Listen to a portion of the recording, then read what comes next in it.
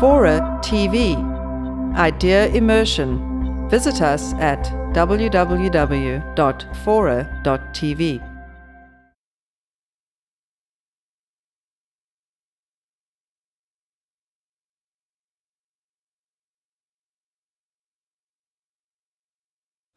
I'm going to show you a game that I'm working on right now that relies very heavily on generative systems, and it's called Spore.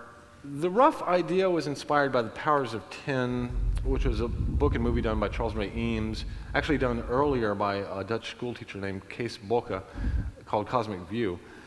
But I'm sure you've seen this, either the film or the movie, where you have a guy laying in a park and it zooms down to the cellular level, atomic level, all the way down to the quarks. And then it pulls all the way back up to the planet, the sun, the galaxy.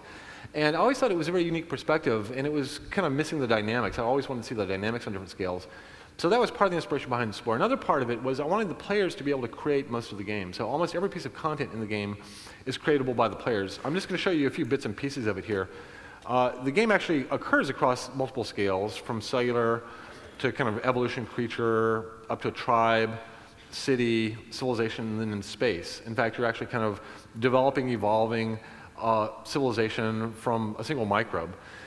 Every level of the game also has an associated editor where the player is in fact actively creating the content. I want to show you kind of an example of what that looks like, because a lot of the underlying elements of the game involve the players having very powerful editors. So this is our creature editor in the game, and so it's a very simple kind of skeletal system here where I can drag out things, I can inflate them with the mouse. We want it to be extremely open-ended for the player.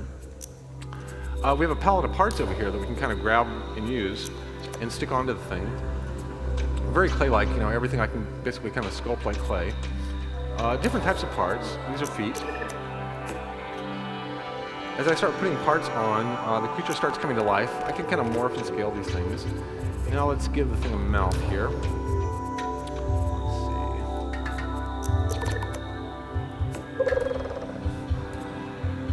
All these parts have handles. I might scale this up a little bit narrower. There we go. And maybe give it some eyes.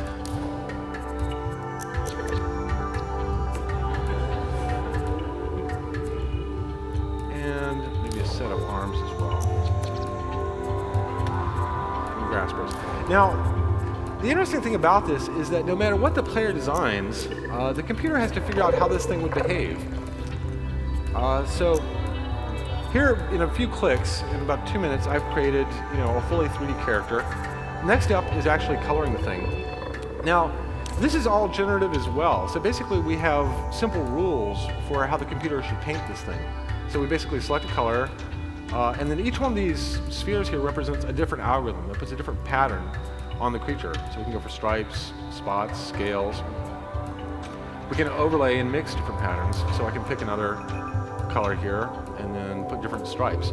The computer's actually analyzing things like where the torso is, where the legs are, very much the way a texture artist would. And in fact, typically a computer texture artist would spend a couple days texturing a creature like this.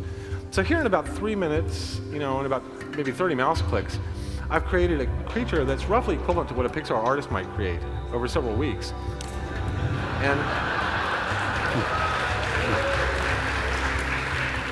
And now the computer actually analyzes what we've made and brings it to life. So in fact, this is the way this thing would move.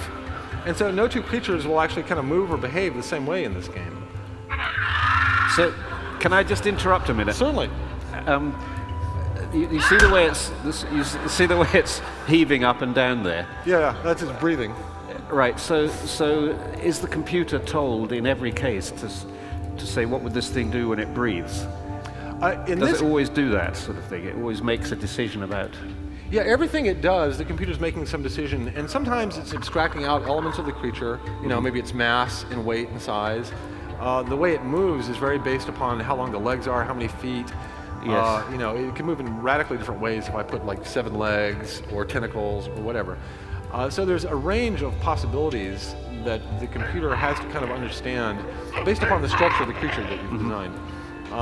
So everything the creature is doing in the game, all the behaviors, have to be animatable by the computer algorithmically, as well as emotions.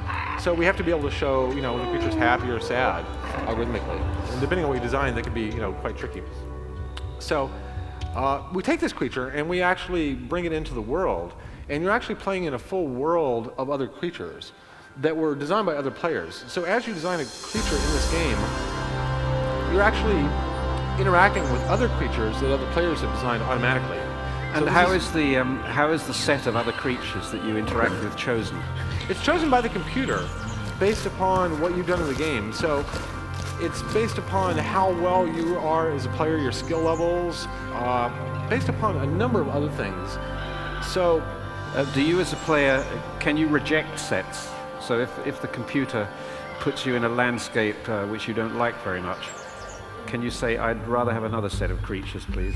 Well, in some later stages of the game, you can do that. You can give the computer kind of directives on the type of content you want. So it's trying to select content that's not only appropriate for your kind of skill level, but also your aesthetic style.